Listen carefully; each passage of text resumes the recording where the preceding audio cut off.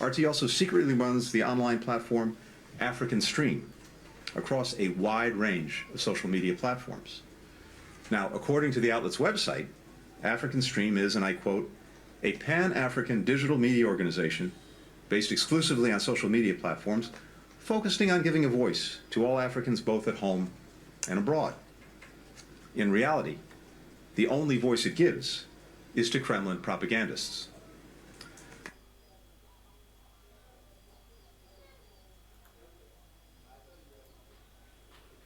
Yes, guys, how are you doing, everyone? Today we are going to look at the banning of African Stream. Of course, I did an extensive video on our major platform called Connect Africa.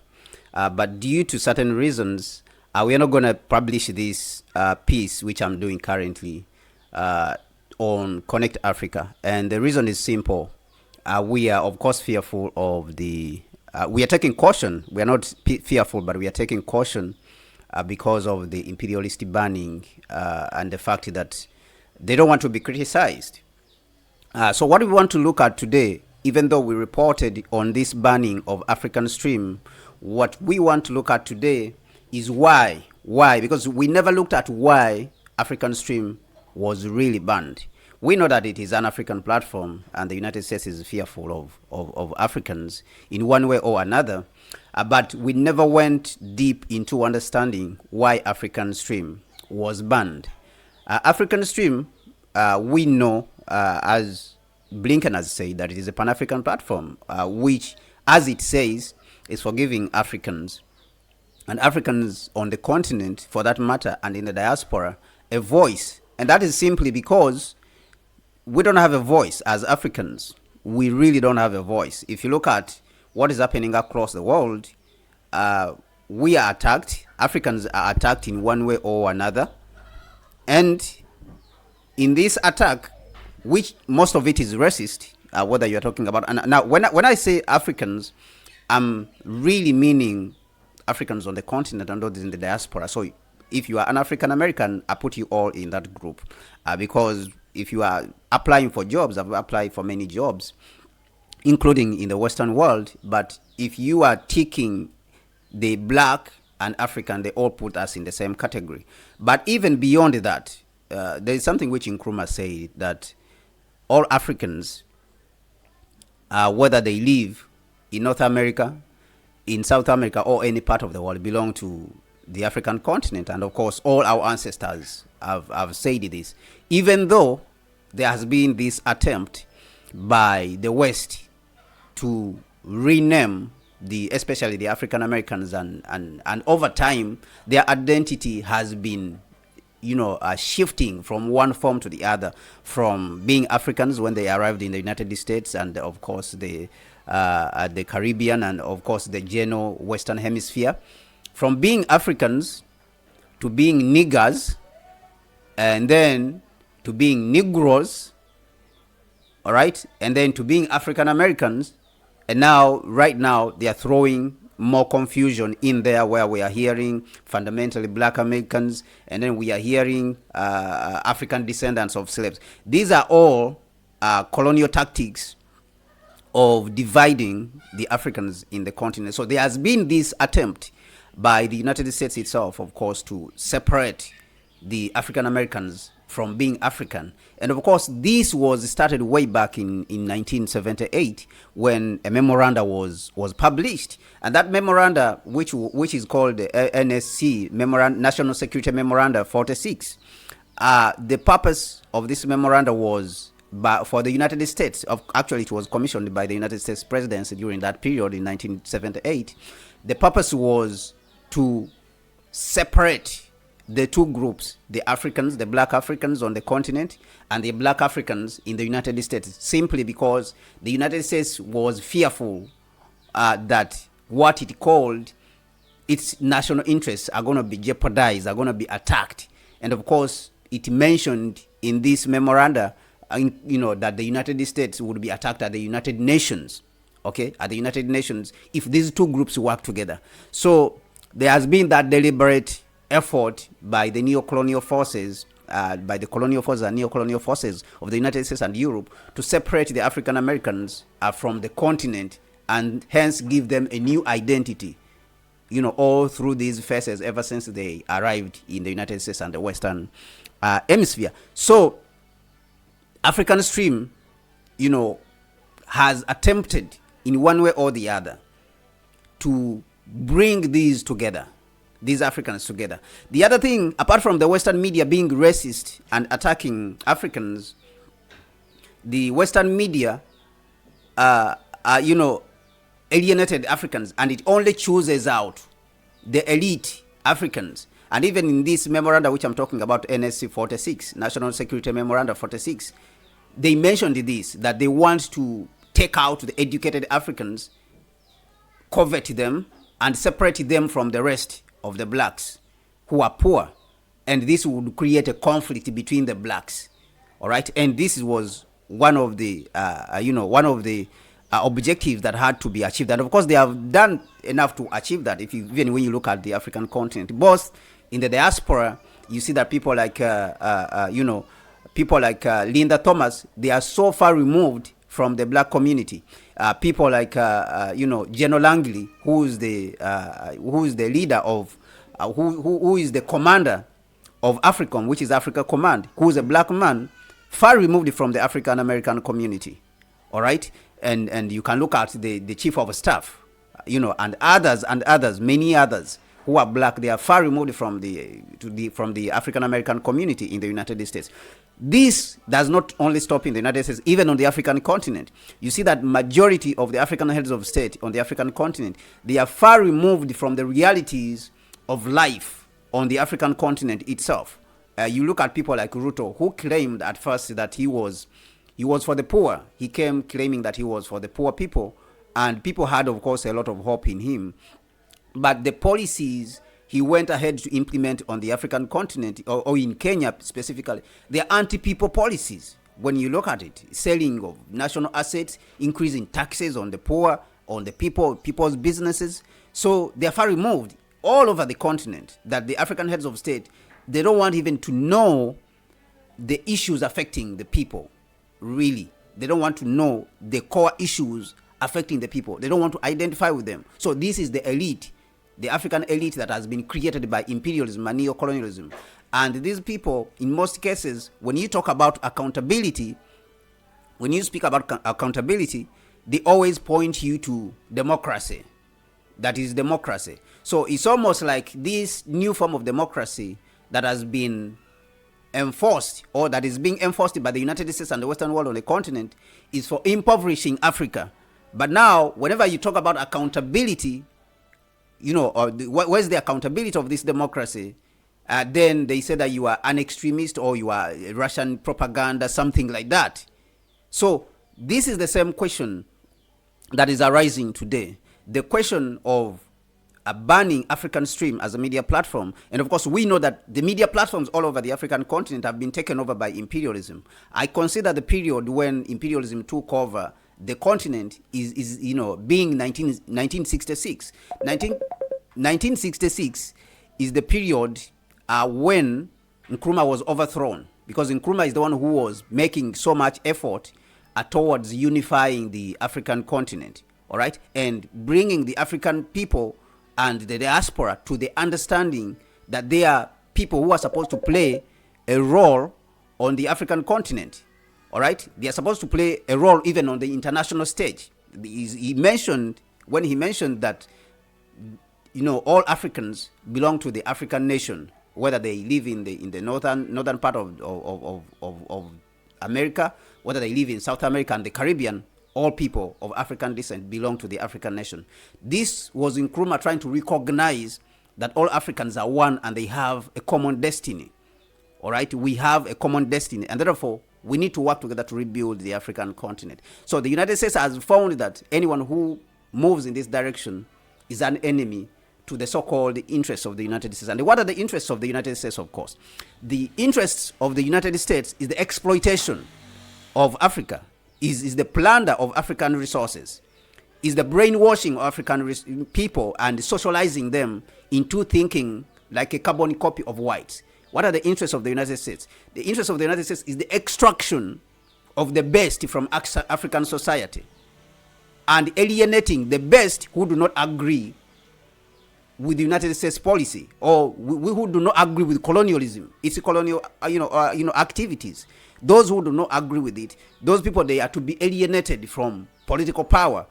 And the worst, these are the interests of the United States on the African continent. The worst on the African continent are to be given power so that they can be given orders by the United States, and they will be able to do all the bidding that the West wants. And we are seeing this even when we talk about what is happening in the Democratic Republic of Congo, around Angola and Zambia. We are seeing here where the United States, of course, is claiming that it is building a radio platform. It is not actually building a radio platform, the United States. They are rehabilitating a radio platform which is already existent. This radio platform is already existent, and they are claiming so much that this platform is going to help Africans. All right, they are investing, under the partnership, Partnership for Global Infrastructure Initiative, which was started by the United States. But what we are seeing, it is not true. The United States is rehabilitating this platform, and I'm the only person who has written about this all over the world, including all the African intellectuals. They are instead praising this neo-colonial platform. This platform is going to be used for extracting cobalt from the African continent. Okay, but the Western world is claiming that is going to be for the benefit of Africa. And mind you, the first copper has already been shipped from the African continent to go to Baltimore. Even when you go to the internet, you can find it. The first copper using this railway platform coming from the Democratic Republic of Congo has been shipped from the Gulf of Guinea all the way to Baltimore. That is where it went, to the United States. So it shows you what. So these are not just saying things; these are facts out there. Even when you Google them, you can find them. But of course, we're not going to go in that. We are not going to go in details of that. What we are trying to examine today is the African Stream. Why did the United States, ban African Stream from YouTube? And I hear they have banned them also from Facebook and TikTok. I'm just getting news right now that they have banned them even from TikTok. They banned them from Stripe. They are only remaining on Twitter. So we don't know whether they will be removed even from Twitter, because we know that even though Elon Musk himself claims that is a free speech absolutionist, but is doubtful, because he also is interested in protecting the so-called Western civilization. And of course, when they talk about protecting Western civilization, what they mean is protecting colonialism and the colonization of other people, and the subjugation of other people, the domination of other people. So that is basically what they are trying to talk about when they say they are trying to protect Western civilization. And this is the objective. So we don't know whether African Stream will be removed from the remaining platform, which is Twitter. But what we know is that you can find, of course, African Stream currently you can find them on Telegram. You can also find them on Rumble. Go out there on Rumble and support that platform, because these platforms are very important for us as Africans. These are alternative platforms for the African voices, platforms which are not infected by neocolonialism. Now, to start with, what I think about the United States and its banning of African Stream, basically is a question. The banning is a question of accountability.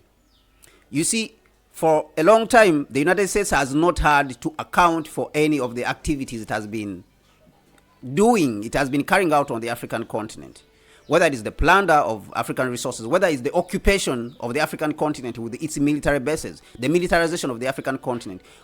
You can talk of even in the Sahel, all right? You can talk of the attack on Libya. You can talk of the attack on Somalia in 1993. This country called the United States and the West combined under NATO, they have not had, since 1966 when they overthrew Nkrumah, who held them to account, they have not had any account. They have not had to account for their activities on the African continent. And this is the fear. This is the fear. Now, because the new generation of Africans has come out to ask for accountability for the activities of the United States on the African continent, then the United States now is spooked, okay, is fearful. And this fear, we are now seeing it demonstrated in how it responds to Africans, how it responds to real journalists who are carrying out, professional journalism, unlike their media platforms like NBC and all these others which are spreading media propaganda. I mentioned in the previous video that if the United States was talking about the spread of false information, then it should be the BBC to be banned the first. It should be NBC, it should be CNN, it should be Sky News, because these platforms participated in the attack on Iraq. They participated and they spread out their false information. Even recently, during the attack on, the rebel attack, in Ethiopia, when the Tigray rebels were trying to overthrow the government in Ethiopia, in Addis Ababa, the government of Prime Minister Abiy Ahmed, the BBC and all these institutions, including Al Jazeera, they participated in spreading false news, all right, and saying that the rebels were closing in on Addis Ababa. They were doing whatever, all this false information was spread out there, how the country was in dire situation. So if there was going to be banning people for spreading false information, it was supposed to be, it was supposed to start with the BBC and all Western institutions, which of course have all lost credibility even within the United States itself. So this is a question of accountability, other than, is a question of accountability rather than being a question of false information. But talking of false information, even when we go to the platforms of African Stream and we pull out, especially Twitter. Let us go to Twitter. We will go to Twitter. Even we can go to the website of African Stream, because this is where we will discover the real motive, the real reason why the United States has decided to ban this platform. And I contend, and I'm contending right now, that it is question of accountability, because the United States, since 1966, when they overthrew Nkrumah, they have never faced a generation which is so conscious about their continent that they want to ask for accountability, not only from people like Ruto, who are puppets, and Nanado and all these heads of state like Tinubu, who are Western puppets, but also from the United States itself. All right? And to begin with, the United States actually, NBC at one point interviewed African Stream. All right? NBC itself interviewed the African Stream a time ago. And in this interview, NBC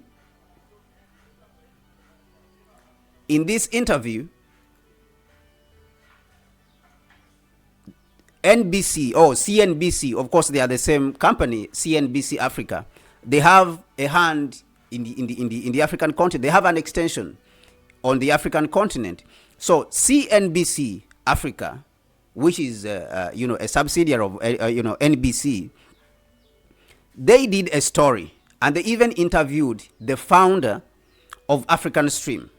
All right, they did interview the founder of African Stream, and in this interview, they said that they are doing a good job. Actually, they were wondering where the African Stream is going and how it has been able to carve out a niche. All right. And you can see the headline here.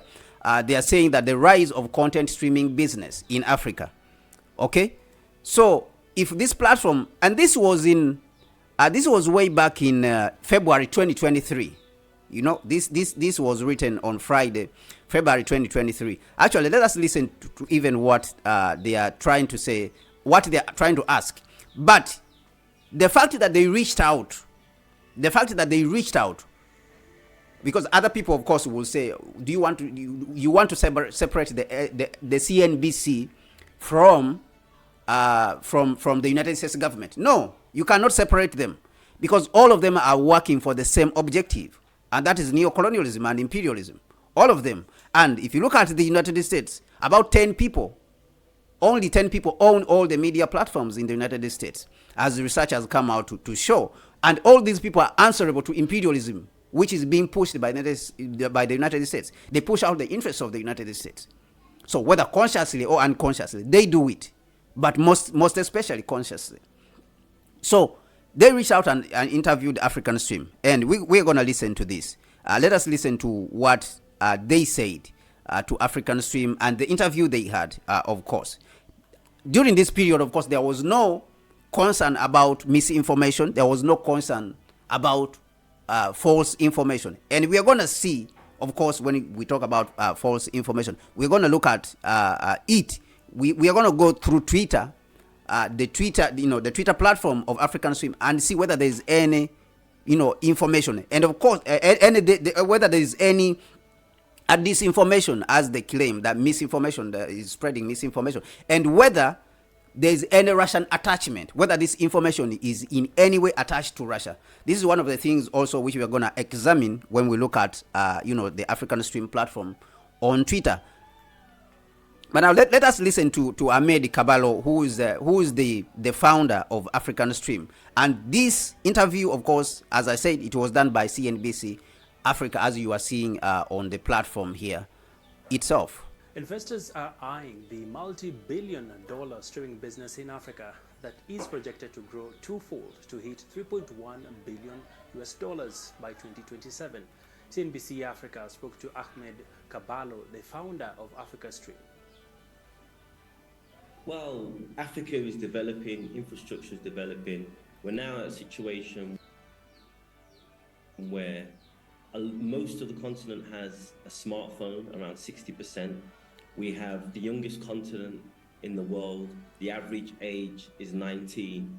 So it's a fantastic way to launch a media organization like African Stream and get ahead of the curve. We started off with the newspaper, then we moved to television, and the next stage is definitely social media. The usage of social media is only going to increase.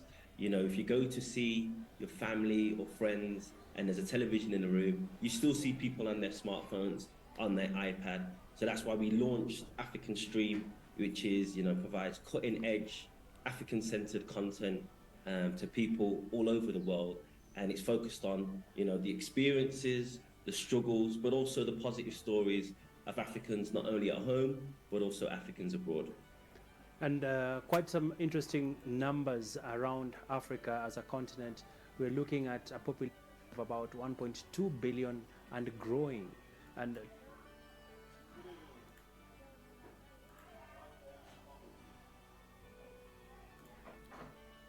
yeah, so as we are seeing, so this is Ahmed Kabalo, who is the founder of African Stream.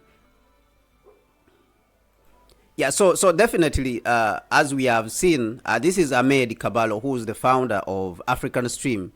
And of course, he has already laid out what African Stream is, and he has succinctly mentioned it.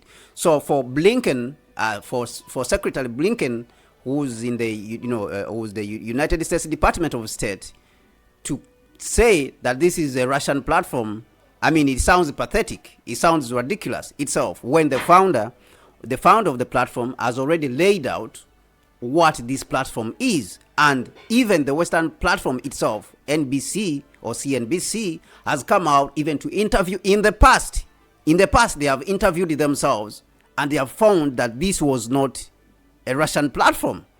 All right. But even if it was a Russian platform, who is the United States to decide what Africa is going to consume? Because the United States, Africa is not an extension of the United States, first of all. All right. And Africans are not children of the United States. The fact that we are black, it doesn't mean that we need any help from the United States in any way. We are not children of the white man. All right. So this is what we have to debunk. This is what we have to reject. And this has to completely be rejected. This idea that the United States must extend its control into the African continent, we ask a question as who, in what capacity does the United States have the right to extend its tentacles into the United States, into the African continent, beyond the United States, and tell the Africans what to do? The United States has no right to extend its reach into the African continent. We know, of course, that it controls most of the media platforms which are broadcasting across the African continent, including MultiChoice, which is DSTV, which was banned from broadcasting, of course, RT News of Russia. And of course, we know that it is owned by imperialists in the West, even though it is, portrayed as an African platform, but it is not. It is imperialist, and that's why it was able to agree to do that. Now, the United States has no right, again, to interfere in what kind of news Africa consumes. All right? So it is showing that it wants to have, of course, that control over the African continent, just like how it has taken over all the media platforms on the African continent. Almost majority of the media platforms, which are consequential, all the media platforms on the African continent, which are of consequence, the United States and the imperialists have taken them over to make sure that Africans concentrate on watching European football, watching things which don't matter at all, and talking about things which don't matter in the face of the continent and in the face of the world, so that Africans will not be aware of what is going on across the world, and the fact that the United States and the West, they are stealing their resources, they are stealing Africa's resources. So they want to keep the Africans docile in this manner, and therefore when they see a platform like African Stream, which has come out to bring consciousness to the Africans, then they see this as a threat. The US now is seeing this as a threat, and of course, which is ridiculous. This is ridiculous. But beyond seeing this as a threat is the issue of accountability, which we are going to examine shortly. Now, when we go to African Stream's platform, we will go and examine African Stream's Twitter platform.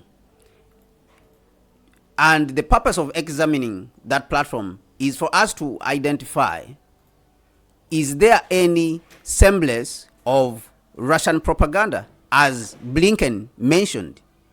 Blinken, of course, mentioned that RT News is the one which is controlling African Stream.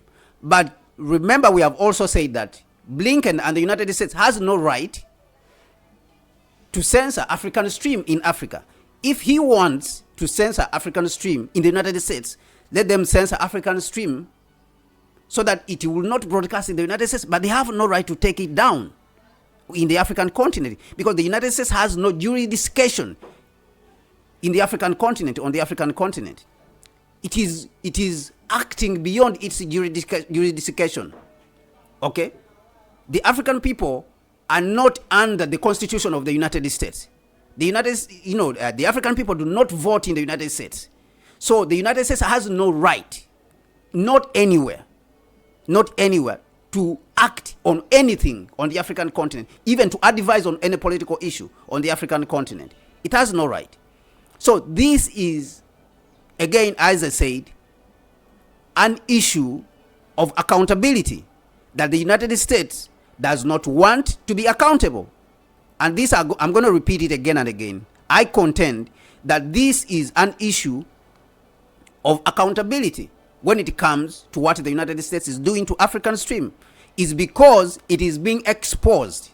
And this is a country for a very long time has acted with impunity, complete impunity. Go to Iraq and kill people, go to Afghanistan and kill innocent people. In 1993, come to Somalia, kill people, and then blame Al-Shabaab. They destroyed that country since 1993. It was not the Somalian people who destroyed that country. It was the United States. And the United States doesn't want to be accountable now that there's a generation which is more enlightened and is consuming the same information which the United States people, all the white people, are consuming. And this generation now is asking for accountability.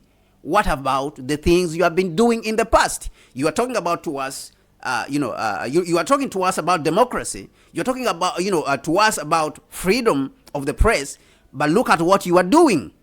All your media platforms in the United States, which are broadcasting all across the world, they are saying the same thing. How is this credible journalism? This is the accountability the African people are asking. You are talking to us about democracy and the fact that you are contributing to the African continent. Show us where are your roads that you have built on the African continent. Show us where are your railway platforms that you have helped the Africans to build. All right? We are not asking you that you should come and build it for us.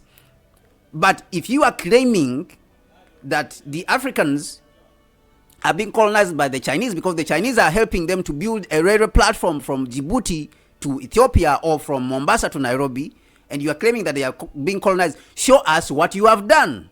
And there is nothing to that effect. There's nothing to show for the United States and the West, the general West, in their engagement with the African continent. So the question, again, that we are facing here is that someone does not want to be accountable. The United States feels that they are not supposed to be accountable to anyone. They are supposed to act with impunity. Go about and spread lies with your media platforms, which you control from the State Department. All right? Nkrumah wrote a book in 1965, and that book was censored, the book called The Neocolonialism, the last stage of imperialism. The African people, the young generation, has consumed all this information. Okay, we have consumed this information. We know the United States. We know what the United States is about. And they think that the African people are supposed to stay dumb forever, which is ridiculous, of course.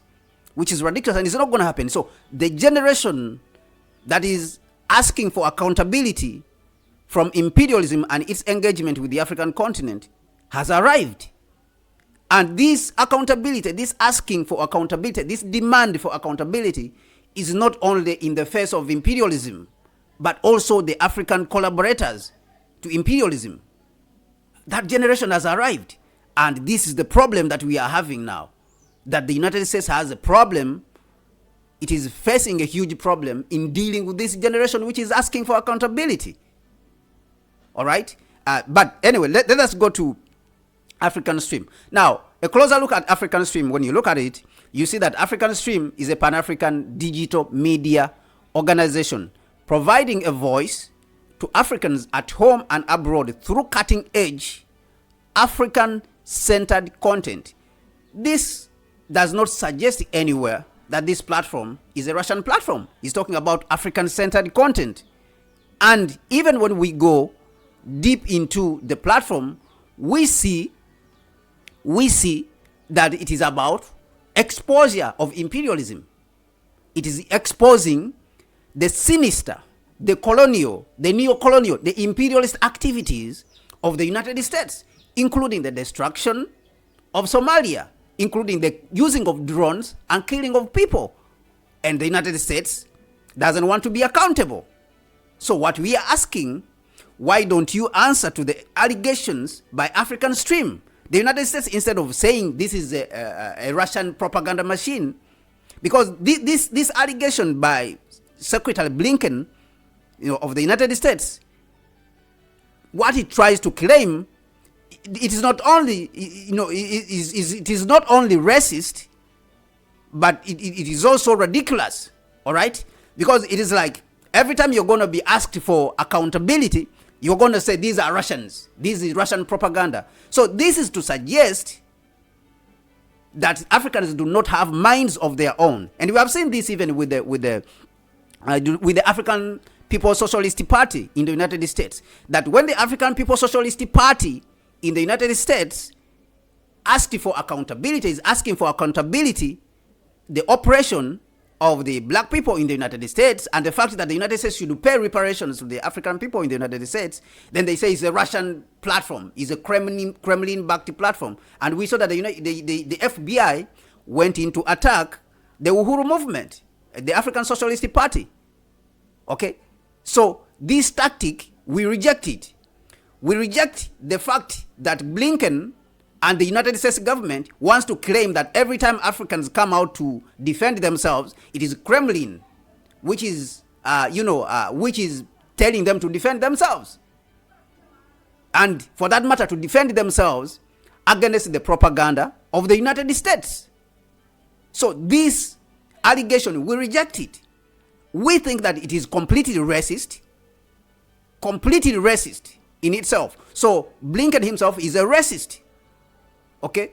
And all the United States government officials who peddle this kind of thinking, they are complete racists who are hiding behind the Russian narrative to claim that Africans are being pumped up by Russians or they are being guided by Russians. And this is the same thing which we have seen even in the Sahel, that when Africans came out to throw off the United States puppet, who is Mohamed Bazoum in Niger. They claimed it is the Russians. No, these soldiers, these African soldiers, have understanding that you guys are stealing from us. You are stealing our uranium. You are stealing our resources. And now if you want to take back, we want to take back these resources. You want to claim that is Russia. It's laughable.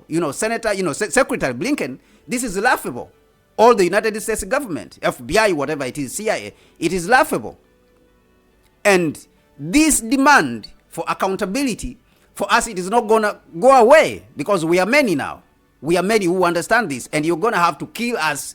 You're going to have to kill all of us, which is too late, because the act of killing, the strategy of killing Africans, like how they did in the 60s, and destroying all Africans, the Nkrumahs, the Lumumbas, the Black Panther, we think that era is over.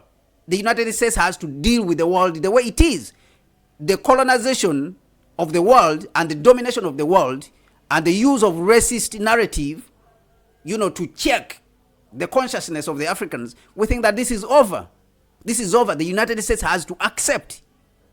And if the United States feels that it wants to fight, let it come to the African continent with weapons and fight. And see if it will be able to win. It cannot win if you fail to win against the Vietnamese, if you have failed to win against the Afghan people. You cannot win a war in Africa. And so you want to use propaganda.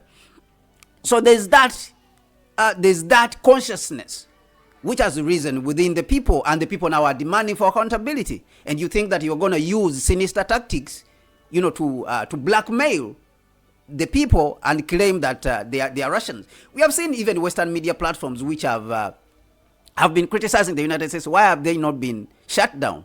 And of course, shout out to Russell Brand.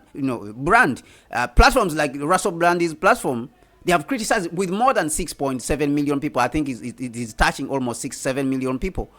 7 million subscribers on YouTube. It has not been burnt down. It has not been shut down. So this suggests that this is a racist approach. It is a racist mentality by the United States, thinking that Africans are not supposed to have their own voice. And whenever they have a voice, it is the Russians who are guiding them. Ridiculous. And we reject it. We completely reject it. We don't need Russians to come and guide us. We don't need to. So when we look at the X platform of African Stream, we see, at first, of course, what is pinned there, we see African Stream is under attack by the same Blinken. What we are seeing again, we see African Stream narrative, the mainstream narratives, they are talking about Africans, the Black Panthers, thugs or revolutionaries. So this is a question, and this is information about Africans in the diaspora and Africans on the continent. And of course, what is interesting about African Stream is that when they published a video, a piece of information, in their professional journalistic approach, or in their professional journalism, they even give sources at the bottom of the video, as you are seeing. You have a video at the top. You see the sources of that information. And most of the information, most of the sources, surprisingly, they are from the West. pbs.org. All right? pbs.org. Thrifty Books. Okay? Most of the sources are from the West. You are seeing? So we are asking, the question on this video, this particular video that is being asked, were the Black Panthers, were they thugs or they were revolutionaries? So in this particular post. So there's sources here, right? There's sources here, most of them from the United States, most of them from the West. And all this information is being consumed from the West. Now, U.S. congressman calls for the invasion of Niger. This is information, mainstream information. Even on YouTube, it is there. It is there. So is this Russian propaganda? Is this really Russian propaganda? It's ridiculous. So let us go down. Sudan is being exploited. In this video, the founder of Sudan Updates, the founder of the Sudan Updates Instagram page, Amin Meki, speaking to the media Storm Pod, explains how Sudanese exploitation by global powers runs deeper than the ongoing conflict between Sudan's armed forces and the rapid support forces. All right. So if you look at this, there's sources also. There's sources. African Stream is not publishing anything without giving sources. Okay. This one they are talking about the death. 13 years ago today, the world lost, Wangari Maathai, a remarkable environmentalist and Kenyan political activist. All right. We don't see anything Russian here. We are talking about Marcus Garvey on this Wednesday. Wisdom is that, wisdom is from on this Wednesday's wisdom is from the great Pan-Africanist and founder of the Universal Negro Improvement Association and African Communities League, Marcus Garvey. Divide and conquer was the colonial tactic employed by the colonial imperialists to allow for the subordination. All right, to allow for the subordination of Africans in mass. This tactic continues to be employed today in attempts to disenfranchise the union of African people globally. And we have spoken about this. We have spoken about NSC 46, the memorandum NSC 46, which was done by the United States in 1978. And the purpose was, of course, to divide the Africans. The sources are here. He's put the sources here of the information. U.S. empire in decline, choose Africa. All right. We hear very often that only two options are on the table for black voters in the United States, Kamala Harris or Trump. But could other choices be available? In this exclusive interview with African Stream, Onyusei Chitoya, Chitoya, a member of the African People Revolutionary Party on X and the Hood Communists, raises the possibility of organizing for collective worldwide African liberation as a viable option beyond voting for Democratic and Republican candidates. And of course, this is also what we have been talking about, that the Africans and Pan-Africanists need to look beyond the United States. They need to avoid the division, the so-called division, African descendants of slaves, the other divisions which are talking about, fundamentally black Africans, FBI. All these are division tactics by the FBI. And of course, people like, Omuwale Africa have spoken about this. You can go on YouTube and even look at this. They have spoken about this. These are tactics by the United States to continue to dominate the Africans, to maintain Africans in the subordinate position. And of course, those are the divisive tactics which they have been using. Now, of all the things that we are seeing, of all the posts that we have seen, we have not seen a single post about Russia. All right, we have not seen a single post about the Russian media. All right, what we are seeing is African Stream talking about African issues and African diaspora, as it claimed in the heading. All right, Tales from the Slave Master. In this clip from BBC's Empire series, we read excerpts from British slave owner Thomas Thistlewood, who lived in 1721 and 1786 diary, in which he recounts with pride the obscene degrading tortures he inflicted on enslaved Africans. So this is it. And the sources of the information, this is a BBC actually. This is a BBC, stream. This is a BBC video, an extract from BBC.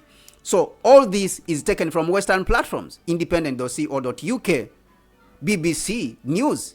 This is where it is taken from. Now, the crime that we are seeing that African Stream has committed is the fact that African Stream is collating this information from their own platforms, from their own imperialistic platforms, where they brag about the sins they have committed against the Africans, and decided to give this information to the African people to consume it.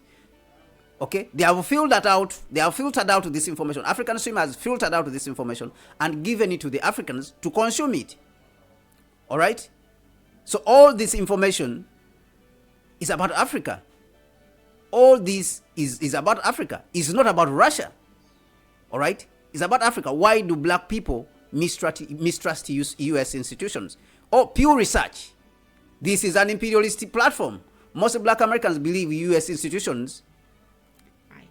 The new name. Most black people believe U.S. institutions were designed to hold the black people back. And that is true. We are seeing what the United States is doing. From the top of the United States, like I mentioned, NSC Security Memorandum, National Security Memorandum 46, from the top, from the United States presidency, FBI and CIA, their work is to divide the African people so that they don't make any progress. And this is what we are seeing, to alienate them from the fruits of the country, to alienate them from political power. This is what we are seeing that the country is doing. Even today, you are banning African Stream. So why would the Africans and black people not believe that you are there to, to hold the African people back? And it is plain and simple to see. All right. So what we are seeing is talking about, Stephen Biko. We are talking about Biko here, Steve Biko. We are talking about Malcolm X. These are posts about Malcolm X. We have not seen a single post. U.S. Congress member. Okay.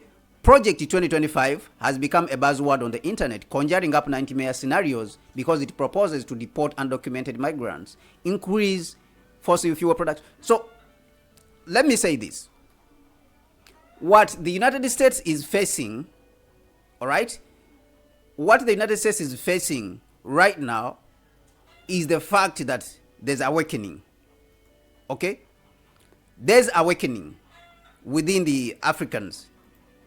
And those Africans now are consuming, the same information as the West is consuming. Okay, this is the challenge that the United States is facing. And there is an attempt, of course, to censor the information the Africans are consuming. There's an attempt by the United States to continue the domination of the media space on the African continent. Now that it has control over the mainstream media platforms in the United States and on the African continent, it wants to root out any other platforms which are bringing alternative outlook, which does not favor the media platforms, which does not favor the United States.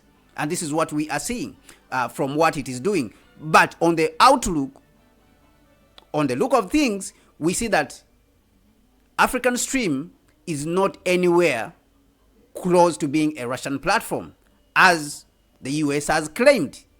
So Blinken and the United States are putting out lies.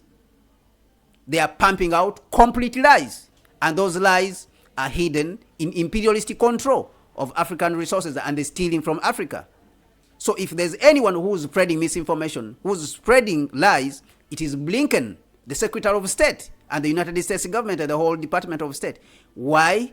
Simply because they control, the US controls the media all across the globe.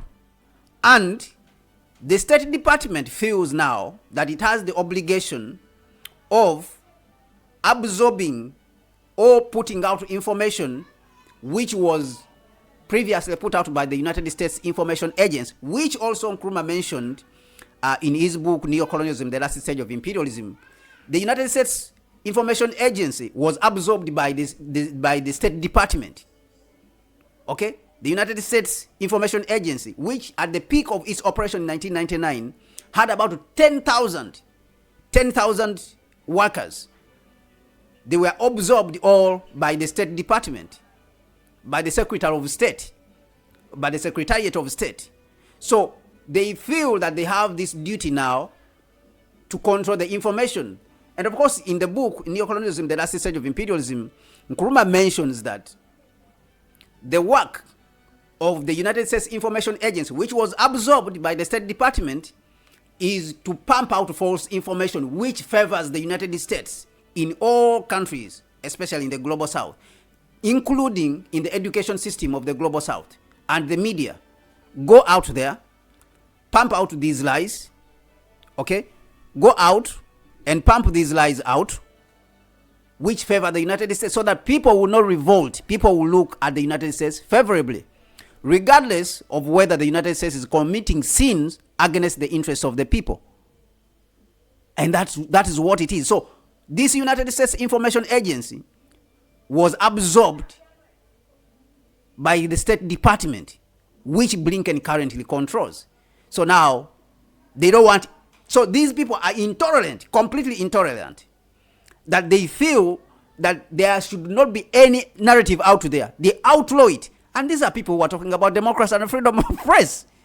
They feel that you have to outlaw anyone.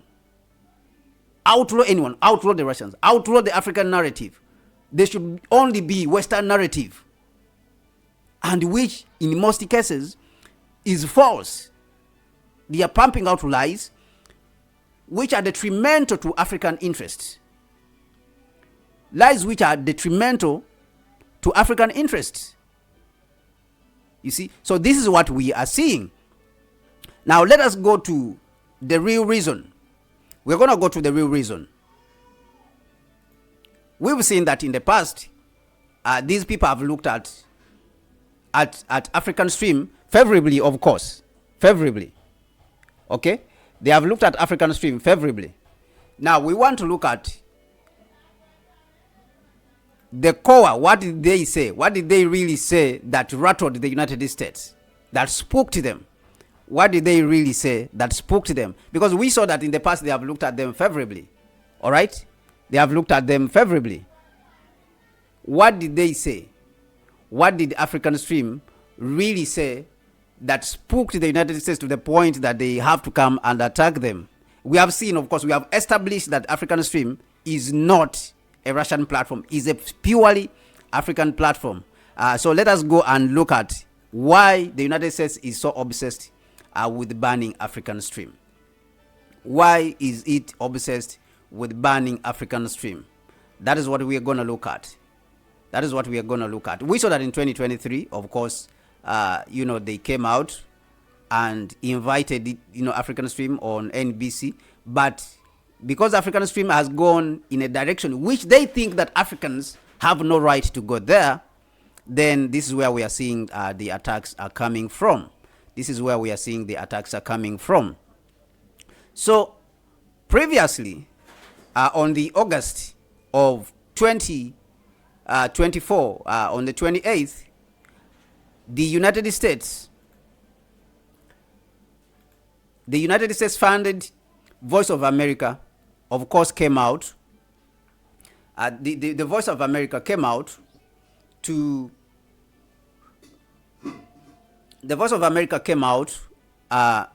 attack African Stream. All right?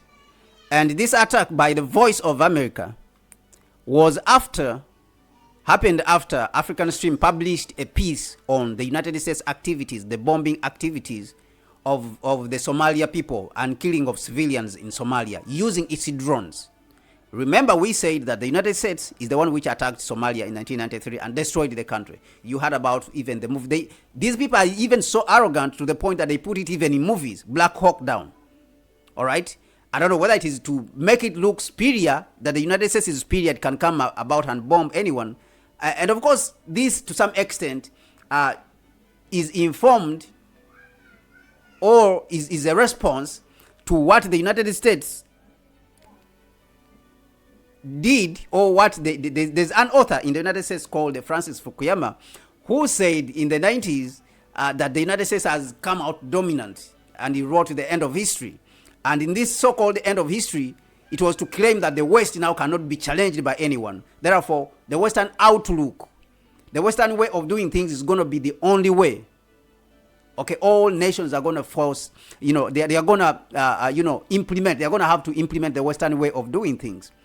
So the West had emerged as dominant. This is after the collapse of the Soviet Union, of course. So it is possible that this arrogancy is what drives them, or is what was driving them even to the point that after attacking Somalia and destroying the country, which was peaceful, which was prosperous, after attacking Somalia, they went ahead even to publish a movie, to do a movie on it, so that they can celebrate that we went there and attacked these primitive people, all right, these primitive black people. Could be the reason, but that's it. It's mixed with arrogance, of course, racist arrogance. Now, African Stream came out to put a light on how the United States has used the drones in Somalia, including killing innocent people in this country, all right? And let us read through this article so that we can really get what this is about. So African Stream, after being attacked, after publishing a piece, it was attacked by the Voice of America, right? The Voice of America came out and attacked them. The African Stream also responded. And of course, this attack claimed that they are spreading misinformation. And this is how the African Stream responded. Response to Voice of America. On Wednesday, 28th August 2024, US-funded media, of course, Voice of America, wrote an article titled, African Stream Distorts US Military's Mission in Somalia. All right. Then they published the piece in video format on August 30th, 2024, under the same title. They didn't reach out to us for comment. Swipe through to read their article and our response. All right. So they published an article claiming that African Stream was spreading misinformation about the United States' presence in Somalia and their bombing of innocent people in Somalia and their killing of innocent Africans in Somalia with their superior weapons, drones which are in the air and dropping, sulfur on the people and dangerous chemicals on the people. So because African Stream was asking for accountability, these guys came out to say it is misinformation. All right. But they did not provide which information that African Stream has put out. They did not point out in which areas African Stream has spread out false information. So African Stream responded. And this is on the 5th of September 2024. This is on the 5th of September 2024. Mind you, African Stream has just been banned recently. It has just been removed from platforms recently. So we are showing you where this came from, where all this came from. Now, this is the response that African Stream gave. On Wednesday, 28th August 2024, US-funded media, Voice of America, wrote an article titled African Stream Distorts US Military's Mission in Somalia. All right? They then published the piece in video format on 30th August 2024 under the same title. They didn't reach out to us for comment before they published all this. So they used someone called Priscilla Mines. The author of the article is called Priscilla Mines, which we suspect is a pseudonym, as there is no digital footprint online of a person called Priscilla Mines. So this is just sinister tactics and imperialist, tactics which the US is using. You hide. They're hiding even in the dark. They are fearful to the point that they don't want even to be transparent themselves. They are using people who don't exist even to write these articles which are attacking African Stream. Okay. The only name that appears online on the Voice of America website, the only name appears only on the Voice of America website. So they are saying that on the website, on the internet, there's no footprint of anyone called Priscilla Mines. The name only appears on the Voice of America website, and there's no online photo. That person called Priscilla Mines has no photo. We suspect it is Purity Mwambia. So they pointed out that it is Purity Mwambia. There's a person called Purity Mwambia whose origin is in Kenya. And this person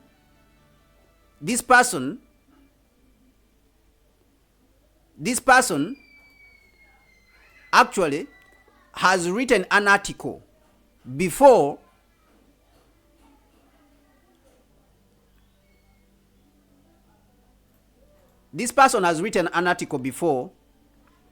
and she has a digital footprint and pictures online. She uses her public platforms to boost about speaking at US State Department forums in Washington. She writes weekly pieces for Voice of America, usually defending the United States State Department position. She initially listed this article as produced by Purity Mwambia. Okay, so the article originally was listed as produced by Purity Mwambia, but then they deleted it as shown in the screenshots attached at the bottom. Interestingly, no article from Purity is listed for the week of 27th August 2024. So the last smear piece this woman wrote, this so-called Purity Mwambia, she wrote it against David Hundeyin. Okay, if you remember, David Hundeyin is the one who came out to expose the West, to expose Western institutions, how they were attacking Dangote, NGOs, they were attacking the Dangote refinery. And we know that the West, it works in concert with their NGOs to attack African interests. They work together to put the Africans down. And this is why Africans in the United States, or the so-called black people in the United States, do not trust the United States, because they know that all institutions in the United States are working to undermine the progress of the Africans globally, not only in the United States, globally. And this is what we have seen. So David Hundeyin, he has been attacked before. The smear piece she wrote it against David Hundeyin. Okay, and it received a comprehensive response from David Hundeyin, which was enjoyable to read. We suspect she didn't want to go through that again, especially as she's from Kenya, where African Stream operates. All right, for the sake of our response, we will use her preferred pseudonym, Priscilla Mines. So she used her name, Priscilla Mines. So, and of course, this is very unfortunate. That what we have now is that we have these Africans who think that they want to be with the white man, or they want to enjoy the fruits of the white man. These groups are normally commissioned to attack their fellow Africans for their own self-gain, for their own self-benefit, at the expense of the whole African continent. At the expense of the whole African continent. And of course, this is very unfortunate. In many ways, it's very unfortunate that imperialism, to achieve its objectives on the African continent, it has even to use black faces. And it's not going to stop here. They're going to be used again and again. And we saw this, during Thomas Sankara. We saw this when they killed, the same United States participated in killing Patrice Lumumba. They used Mobutu Sese Seko. We have seen this. We have seen this in numerous cases. We have seen this numerous times, that they use, black faces to achieve their objectives on the African continent. And of course, it's very unfortunate, but it's what it is. So we have also to be aware of these tactics that are being used in this manner. So now they are saying that we know that the article was written for the US funded, the Voice of America platform, of course, is a platform which is funded by the United States. It alleges that African Stream is distorting the US military's mission in Somalia. Therefore, it should be seen as a United States government response to critical coverage of US military operations abroad. And of course, this is what I was saying. This is what caused the attack on African Stream. Why? Is because they value their military.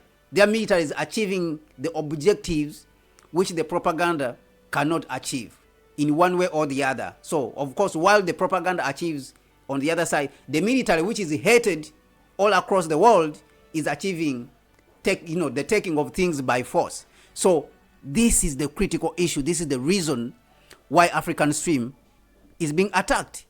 Is because they spoke about the US military and the fact that it is occupying the African continent and it is killing the African people. So our response to the article. So they said that nowhere in the Voice of America article does this woman, Priscilla Mines, deny the last four US presidents, namely George Bush, Barack Obama, Donald J. Trump, and Joe Biden, oversaw the continued and sustained drone bombing of Somalia. Thus, the statement that we made that bombing Somalia has become a bipartisan tradition taken up by each new president. And this statement, it means that this statement is categorically true. So what they alleged, what the African Stream said, is that it is now a bipartisan tradition for each new U.S. president, whether Republican or Democrat, to rain drone bombs down on the East African country, in which millions of civilians are simply struggling to survive. Okay? They pointed out the atrocities of the United States in Somalia. And this is what we said, that the United States doesn't want to be accountable. They just want to come and kill people and run away, and get away with it. Now, when you have a media platform, you have journalists who are holding you accountable. Now you want to point out that they are Russians. All right? And they cannot deny this. They cannot deny the fact that consequent presidents, George W. Bush, Barack Hussein Obama, who is a Democrat, W. Bush Jr., who is a Republican, Donald J. Trump, who is a Republican, and Joe Biden, who is a Democrat, have all been raining down bombs on the African people. So what does this mean? This peace, it wakes up the Africans, not only on the continent, but even the diaspora, to show them that these governments do not have the interest of the black people, even in the United States. Since they don't have the interest of the black people on the continent, both of them, they are killing the African people on the continent. Your brothers, they are destroying your land where you come from. So this is what African Stream is basically trying to do. So they see this as interference in the United States political affairs, and therefore it is a Russian propaganda. So they say that, unable to respond to our claims and rushing to quickly throw readers off track, Voice of America threw together a shoddy piece full of spelling errors, such as I resent. In a recent post on X, the African Stream shared, a college showing former presidents George W. Bush, Barack Obama, and Barack Obama. In the article, which is in this article, which is so carelessly written that neither minds nor the editor seem to know the difference between recent and recent, and even how to spell former President Barack Obama's name. They don't even the name Barack Obama, they misspelled it. So this is, of course, a criticism by the African Stream, of this. Now, Voice of America's straw man, Al-Shabaab. Now, they are saying that Mines is unable to deny this simple fact. So she seeks to divert attention away from civilian casualties to get the Voice of America readership riled up over Al-Shabaab. Let us be unequivocal. African Stream in no way defends Al-Shabaab. However, Mines conveniently leaves out the fact that Al-Shabaab exists as a response to U.S. intervention in the Horn of Africa. Had the United States not come into Somalia or encouraged Ethiopia to go into Somalia to destroy the Islamic Courts Union, there would not have been a power vacuum and fertile ground for a violent terrorist group like Al-Shabaab to rise. Simply put, Al-Shabaab is a reactionary byproduct of U.S. intervention. And these are facts, of course. Like we have mentioned, in 1993, the United States went in Somalia and destroyed the country. So that's how Al-Shabaab actually rose. Another classic case of the United States appearing where there was no serious threat of terrorism and somehow seeming once again to create the problem they claim to be there to combat. Terrorism has grown and spread exponentially across Africa ever since the United States declared its so-called war on terror back in 2001, and it began its counterterrorism assistance in places like Niger in 2002 and 2003.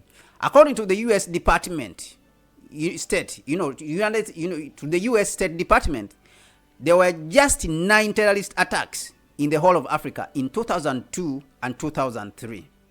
Yet by 2022, after 20 years of U.S. support and 8 years of French support, in just Niger, Mali, and Burkina Faso, around 7,900 people had been killed in terrorist attacks. So this is the fact. These are the facts which the United States, of course, doesn't want to deal with. And again, it doesn't want to be accountable. That before the United States intervened in the African continent with its military, there was no terrorist attacks. So it tells you that the United States is the one which is bringing terrorists for certain hidden objectives. So similarly, Al-Shabaab only came in existence in 2006, 5 years after the so-called war on terror began. With this in mind, the idea that even more U.S. intervention in Somalia will somehow be good this time is unconvincing and a bad sell. This is accountability, like we are saying. The US doesn't want to be accountable. So, but just how many civilians do US drones kill in Somalia? So we asked a question. So neither Mines, who is Priscilla Mines, or the Voice of America, or the US military can deny that the US drone strikes kill civilians in Somalia. Even the Voice of America article states that since 2020, AFRICOM said its drone attacks killed 3 civilians and injured 11 others in Somalia.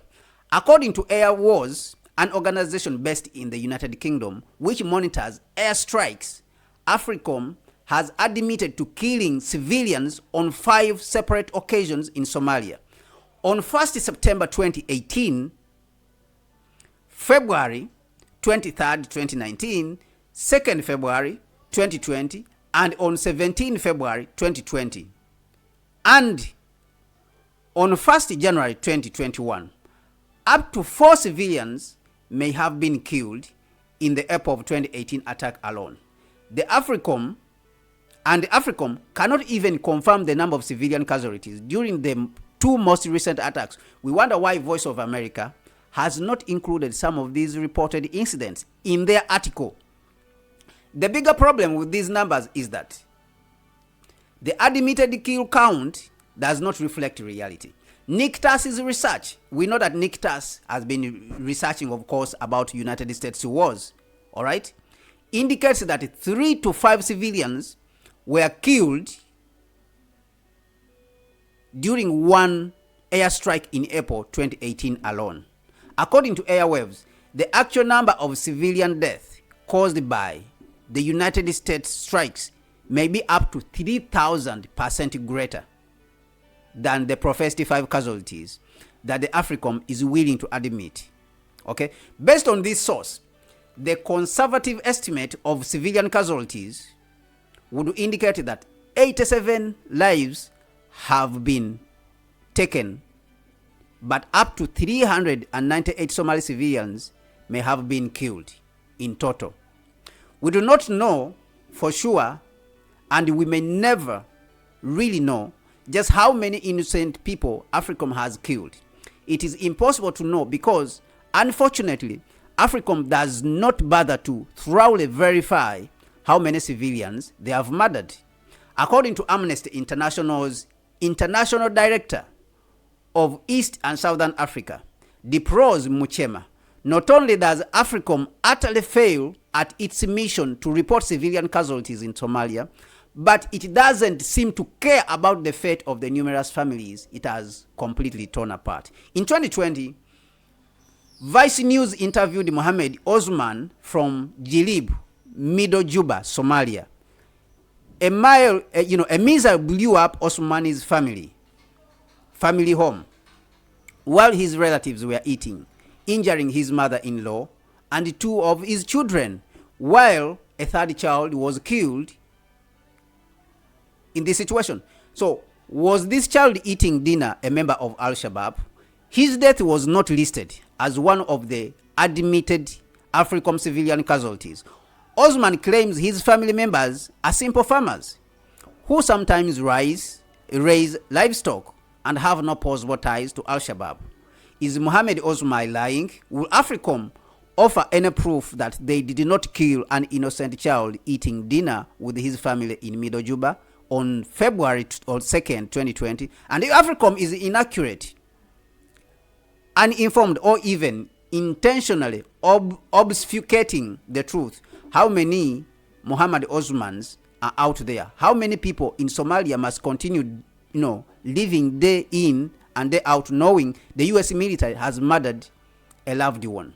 So this is basically what we are seeing, that the U.S. doesn't want to be accountable now that there's a generation on the African continent which is asking for that accountability. So what followed?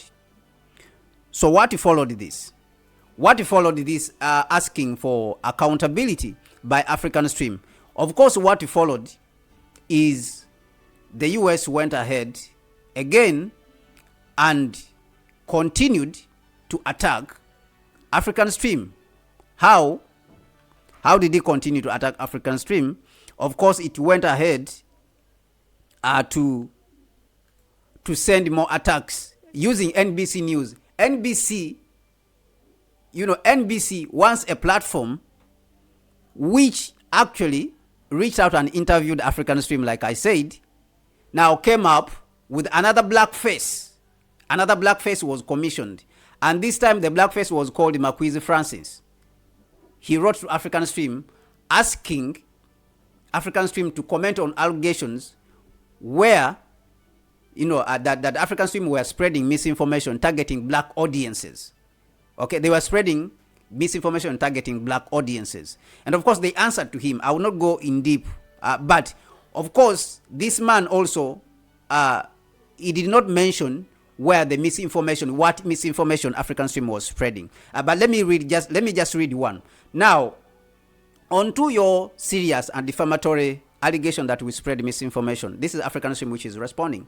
We are not sure how you do journalism at NBC, but at African Stream, we ensure that our journalists follow the basic principles of point, evidence, explain. Point out, provide the evidence, and explain. Simply put, if you are to make a point, you have here claiming we are spreading information, then you need examples to back up your point. Something you have failed to provide. And then finally, to explain how your examples back up your point, you need to drastically improve on 2 of the 3 points. So they are telling him, they are actually asking that he should provide evidence that African Stream is spreading misinformation and point out the point. But he just wrote a letter, in which letter he said that, they should provide information on why they are spreading misinformation. So they asked him which kind of misinformation. He did not provide any points to show that they are spreading misinformation. So he said that his name is Marquise, and I'm a reporter of the NBC News. I am working on write-up on forthcoming report that takes a deep dive into online networks that it claims targets black audience with misinformation and includes your company. I am reaching for a comment about whether you feel as though this is an accurate and inaccurate statement of the work that you all do and how you would like to respond to critics that you say are misinformation, that critics who say you share misinformation to other black communities. And again, here we have seen, of course, once again, the allegation. We have seen this allegation about the fact that they are misinforming the black community. But again, the purpose of NSC, National Security Memoranda 46, NSC Memoranda 46, was the division of Africans. As you are seeing, the struggle now that we have today is the struggle over the control of the black mind. Okay? The struggle is for the control of the minds of the black people. And the United States feels entitled to the minds of black people. And this is the National Security Memoranda 46, which was published in March 17th, 1978. 1978. Okay? This is the National Security Memoranda which was published in March 1948. All right?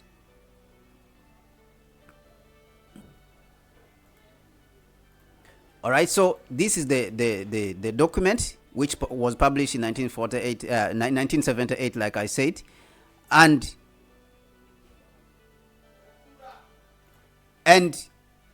the purpose of this publication, of course, was for the United States to separate the black movement. Okay, the subject of the memoranda was Black Africa and the U.S. black movement. That's the subject, simply as you are seeing. Black Africa and the U.S. black movement. The president has directed that a comprehensive review be made of current developments in Black Africa from the point of view of their possible impact on the black movement in the United States. The view should consider long-term tendencies of social and political developments and the degree to which they are consistent with or contradict the U.S. interests. And of course, I've already mentioned the U.S. interests. Proposals for durable contacts between radical African leaders and leftist leaders of the U.S. black community. Appropriate steps should be taken inside and outside of the country in order to inhibit any pressure by radical African leaders and organizations on the U.S. black community for the latter to exert influence on policy, on the policy of the administration towards Africa.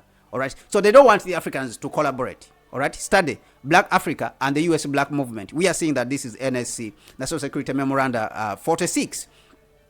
So again, when you go back to Blinken and his comments, the struggle is for the control of the minds of the blacks in the United States and the continent.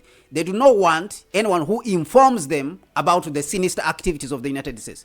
The U.S. feels guilty to the point that they don't want to be accountable to the fact that they have failed to give reparations to the black people in the United States, and also for the black people to continue to know the activities of the United States, the sinister activities of the United States, not only on the continent, but also in the United States itself.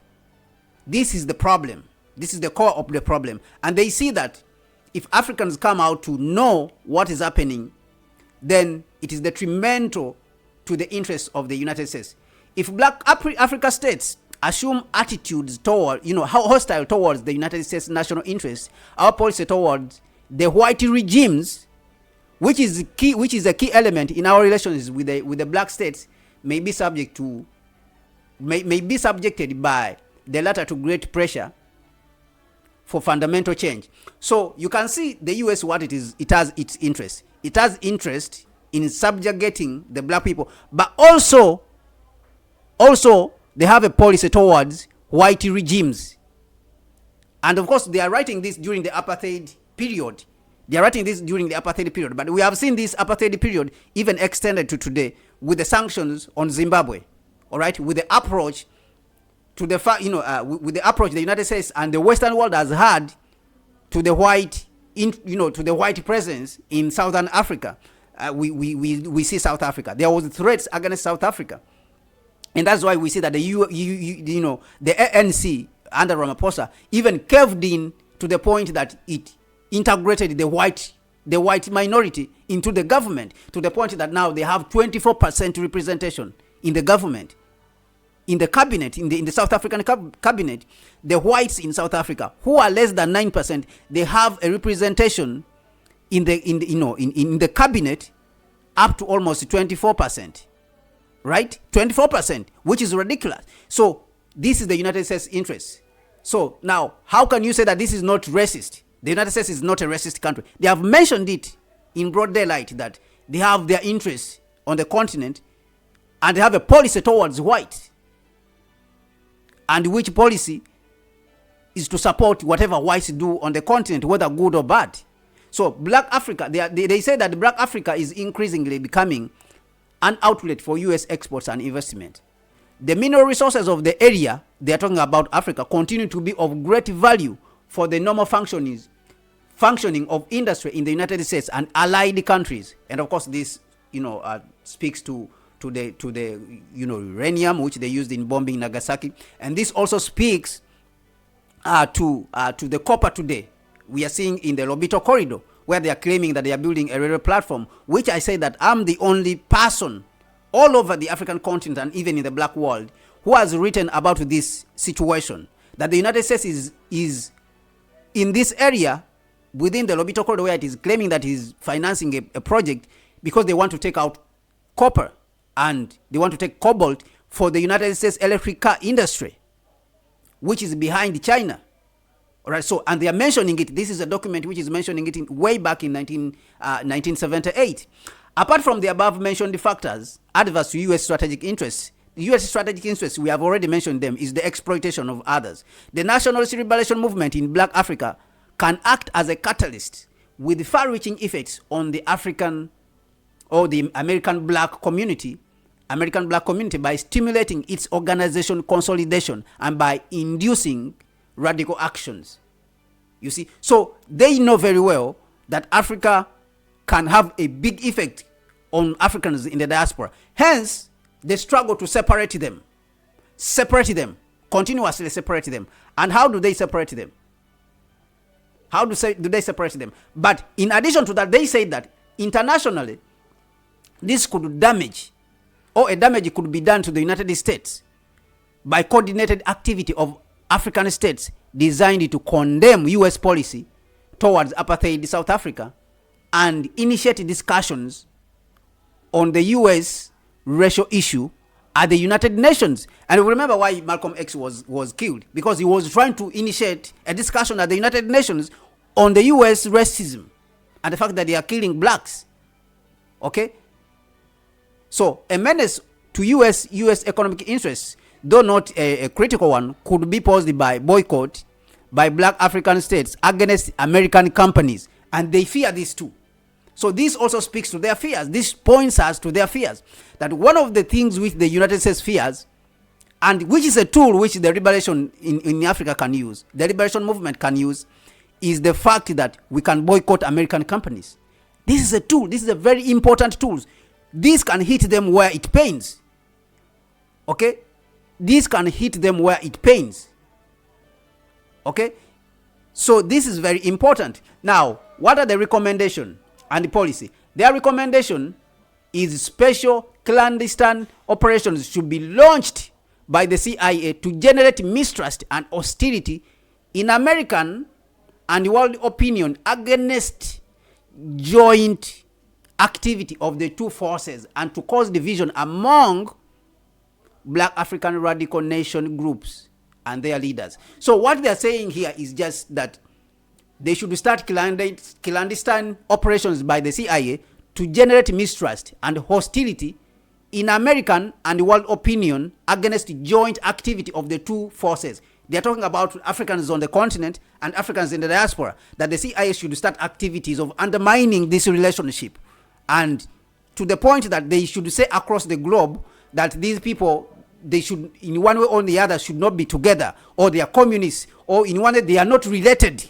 These people are not related. These are Americans across the other side. These are Africans. So, and this speaks to what I've mentioned already, the fact that there has been a deliberate effort to transform Africans in the United States into different identities, to give them identities whenever it suits. There has been that tactic. And why is because they want to separate them from the African continent.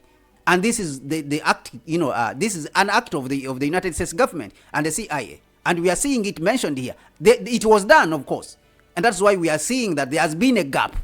When you talk about the fact that Africans on the continent and in the diaspora, they are the same, you have even within the African community itself, or the African American community, who say we are not the same. They absolutely say we are not the same. And they will say that Africans on the continent, they hate Africans on the other side. This is the work of the CIA. And this was started way back in 1978. So it should not be an accident. Okay? It should not be an accident. What are the policies? What are the policies? The range of policies which were brought up by the US, they are here.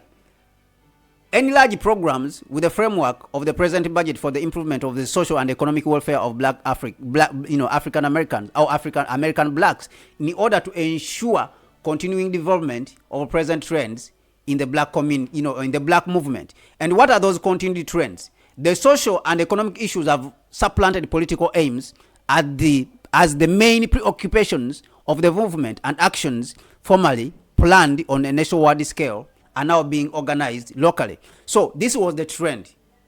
Because after the 60s, after the United States killed Martin Luther King and killed Malcolm X, there was a trend. And that trend was that the black movement abandoned the demand for political rights, political activities, and they started concentrating on social and economic issues. And we know that the social issue, on the social and economic issues, you cannot win.